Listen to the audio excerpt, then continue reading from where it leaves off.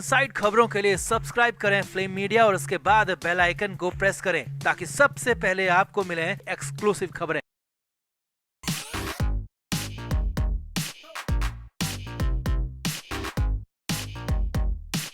महाराष्ट्र से तब बड़ी खबर निकल कर आई जब उद्धव ठाकरे और राज ठाकरे गुट के गठबंधन का खुलेआम सरेआम ऐलान कर दिया संजय राउत ने। जी हां, ऐलान करने वाले थे संजय राउत। ऐलान किया गया कि उद्धव ठाकरे और राज ठाकरे आने वाले बीएमसी चुनाव और महाराष्ट्र के सभी निकाय चुनाव में साथ मिलकर एक गठबंधन में चुनाव लड़ेंगे। लेकिन ये क्या, अगले ही पल राज ठाकरे गुट भड़क गया, नाराज हो गया, ये तक सवाल उठा दिया कि किससे पूछकर इतना बड़ा ऐलान कर दिया। तो दिखाते हैं, आपको बताते हैं कहां पर मचा बवाल, क्या होने वाला है आगे, सब कुछ बताएंगे। आप भी वीडियो को शेयर करें, कमेंट बॉक्स में अपनी राय जरूर दें।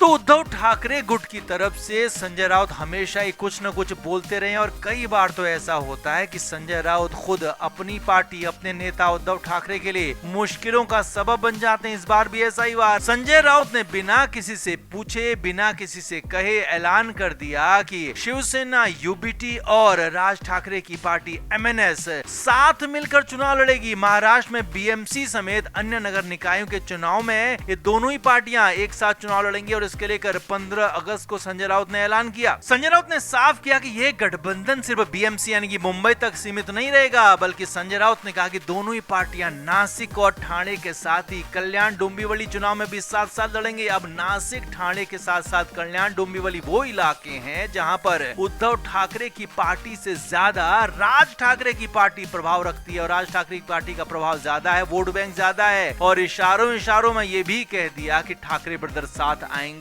तो बड़ी शिवसेना बनेगी। यानी कि एक तरह से उद्धव ठाकरे की पार्टी शिवसेना में एमएनएस का विलय होने तक का एक तरह से संकेत यहां पर दे दिया। लेकिन जैसे ही 15 अगस्त को संजय राउत ने ऐलान किया तो राज ठाकरे गुट भड़क गया। जी हां, सबसे ज्यादा दिक्कत राज ठाकरे को और उनके गुट को इसी बात पर थी कि आखिर संजय राउत ने ये कैसे कह दिया कि यहाँ पर बड़ी शिवसेना बनेगी। ये क्यों नहीं कहा गया कि बड़ी एमएनएस बनेगी या कहें कि बड़ी महाराष्ट्र नवनिर्माण सेना बनेगी। अगर गठबंधन का विलय होना ही है तो उसका शिवसेना में विलय क्यों हो, महाराष्ट्र नवनिर्माण सेना में भी विलय हो सकता है। यानी कि खुद को कहीं से भी राज ठाकरे की पार्टी कम नहीं आंकना चाहती है। इसीलिए तो सवाल उठा दिए संजय राउत पर, उनके बयानों पर। ये तक कह दिया कि आखिर किससे पूछकर संजय राउत ने, उद्धव ठाकरे के करीबी ने ऐलान किया कि एमएनएस और यूबीटी एक साथ मिलकर चुनाव लड़ेंगे। अभी इस पर कोई भी खुलकर बात नहीं हुई है, कोई भी बातचीत सामने नहीं आई और सबसे ज्यादा आपत्ति उस बात पर दर्ज कराई जिसमें एमएनएस का शिवसेना यूबीटी में विलय की बात कही गई। इसके बाद तो मामला भड़क गया।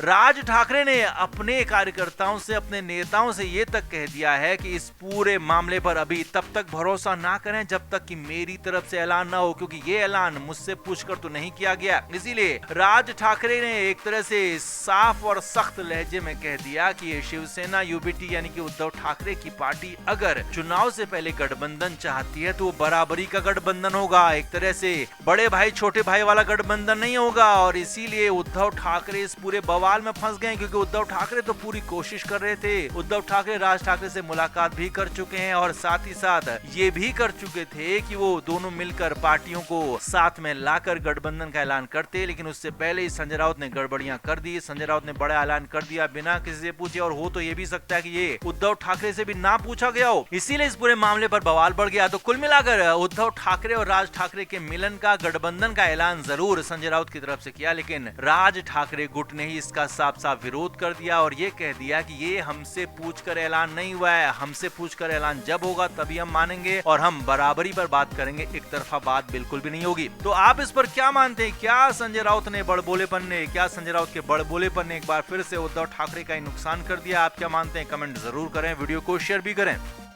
तो साल 2022 में उद्धव ठाकरे की सरकार छिनी, उसके बाद उनसे उनकी पार्टी छीन ली गई और एक तरह से उद्धव ठाकरे को अपने ही जो गढ़ था उनका मुंबई, महाराष्ट्र, वहीं पर उनको निहत्था कर दिया गया, उनको मजबूर कर दिया गया। उद्धव ठाकरे कहीं के नहीं रहे। हालांकि लोकसभा चुनाव के बाद उनको लगा था कि हम वापस से ताकतवर होने जा रहे हैं, लेकिन जिस घमंड में उद्धव ठाकरे लोकसभा चुनाव के बाद आए, जिस ओवर कॉन्फिडेंस में आए, उसके बाद विधानसभा चुनाव में उतनी ही बड़ी मुंह की खानी पड़ी। कहीं के नहीं रहे और अब हालात ये हैं कि उद्धव ठाकरे एक बार फिर अचानक से गिड़गिड़ाने लगे हैं और मामला वही है 3 साल पुराना 2022 का सरकार गिरने वाला मामला। जी हाँ, एकनाथ शिंदे अपने समर्थकों के साथ, विधायकों के साथ, सांसदों के साथ अलग हो गए थे, अलग पार्टी बना ली थी और बाद में केंद्रीय चुनाव आयोग ने पूरी पार्टी को ही एकनाथ शिंदे के हवाले कर दिया था और जो शिवसेना थी उसे असली शिवसेना शिंदे की सेना को बता दिया और उद्धव ठाकरे को अपना अलग नाम चुनना पड़ा।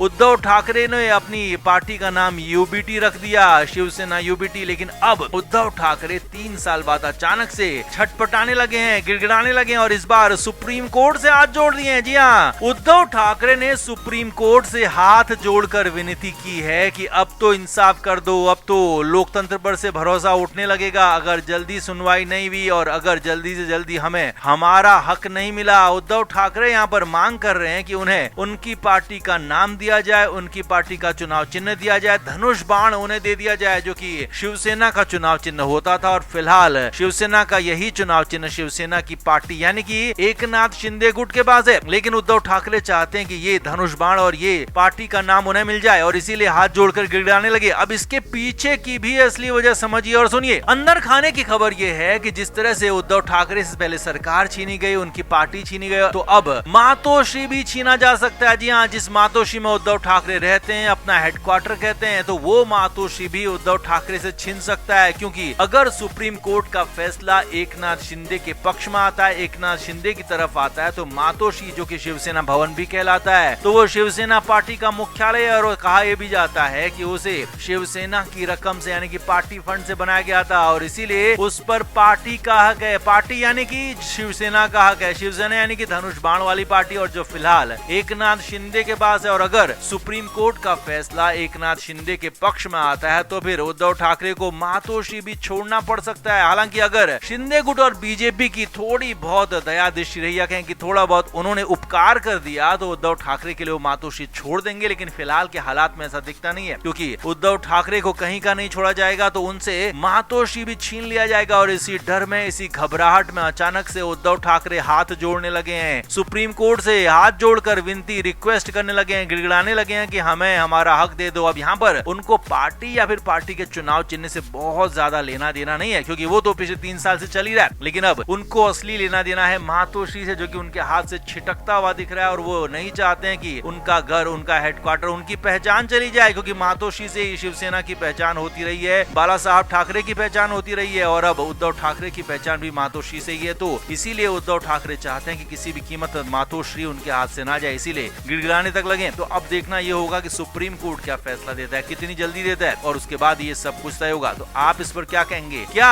अगर शिवसेना की असली पार्टी शिंदे वाली पार्टी है, असली शिवसेना का चुनाव चिन्ह भी उनके पास है, तो क्या मातोश्री भी उनके पास नहीं होना चाहिए क्योंकि पार्टी का मुख्यालय है? आप भी कमेंट करके जरूर बताएं, वीडियो को शेयर भी करें। Flame media report.